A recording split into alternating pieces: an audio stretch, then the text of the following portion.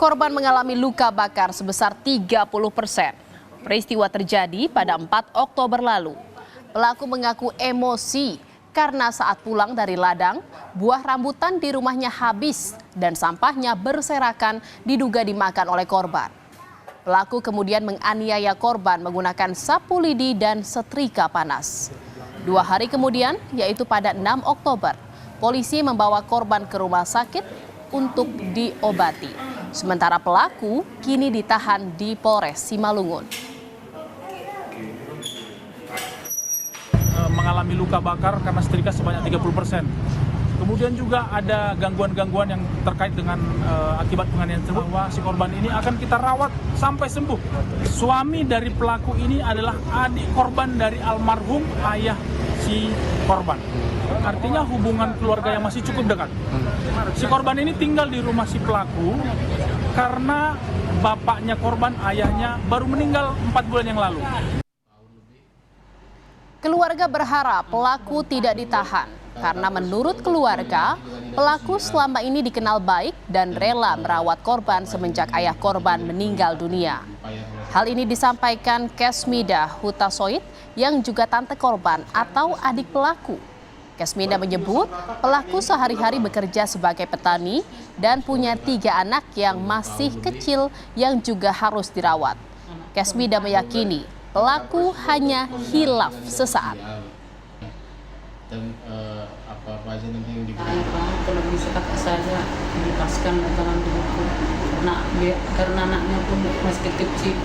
Sebenarnya dia yang hilapnya, bukannya memang penjahat kakak itu yang hilap. Benar bapak, tolong bapak janganlah dikurung, dilepaskan aja. Ya, Kak. Memang apa ya dia enggak jahat.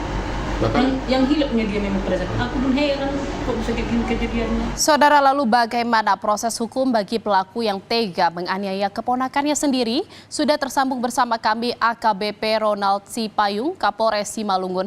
Selamat sore Pak Kapolres, terima kasih atas waktunya. Pak, bagaimana? Apakah pelaku sudah ditahan dan kapan pelaku ini ditangkap?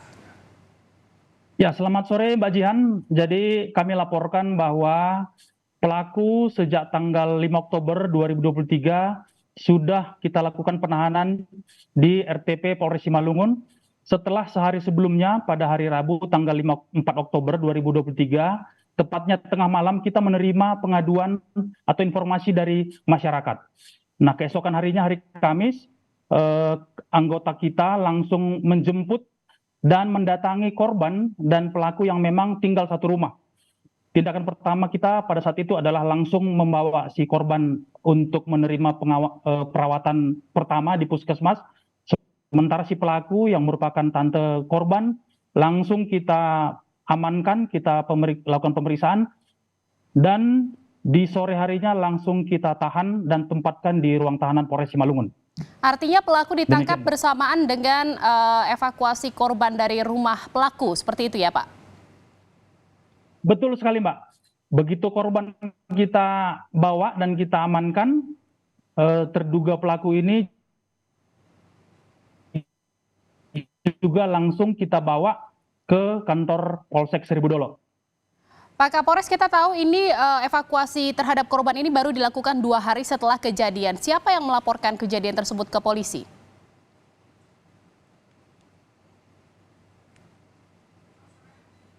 Ya, jadi kami ralat Mbak. Jadi kejadian itu hari Rabu tanggal 4 Oktober.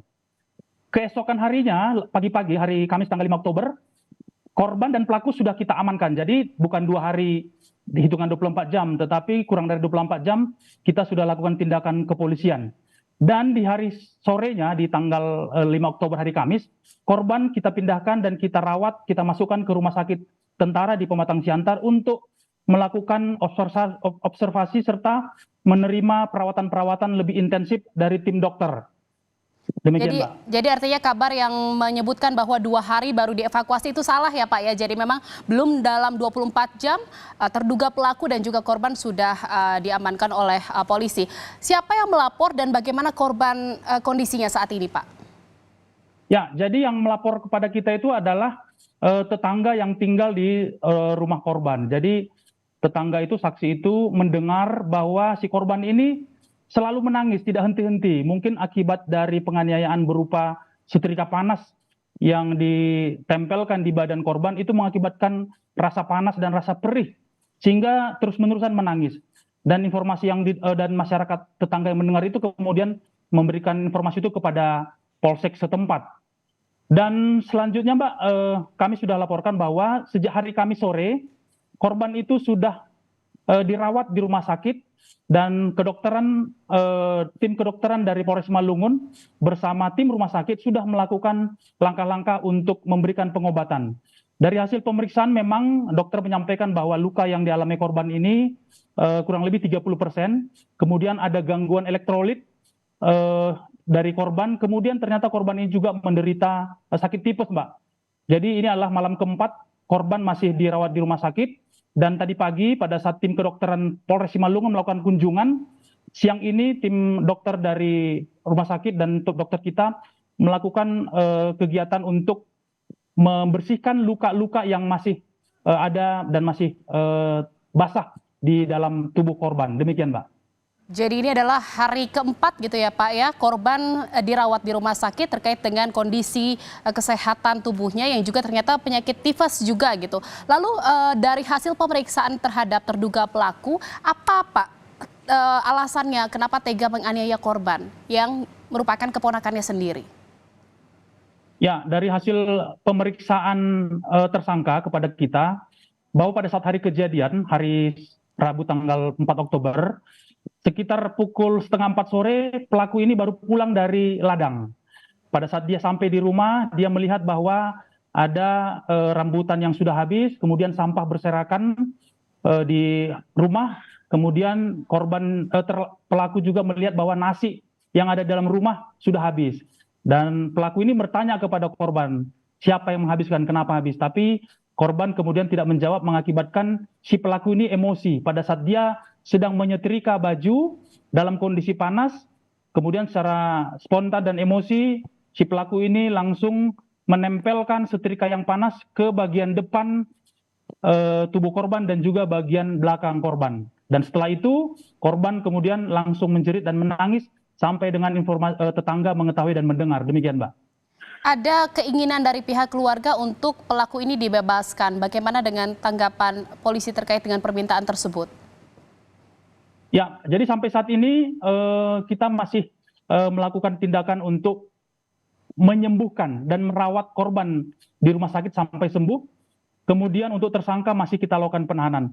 Tentu permohonan-permohonan yang disampaikan keluarga nanti akan menjadi pertimbangan bagi kita, tetapi yang menjadi pertimbangan bagi kami adalah bahwa kekerasan terhadap anak itu merupakan tindak pidana yang menjadi perhatian kita bersama, menjadi atensi kita bersama, di mana anak-anak ini adalah orang-orang yang rentan yang harus kita berikan perlindungan, pengayoman, dan kita jauhkan dari tindak-tindakan kekerasan. Demikian, Mbak. Terima kasih atas informasinya AKBP Ronald Sipayung, Kapolres Simalungun. Terima kasih Pak. Selamat sore, sehat selalu.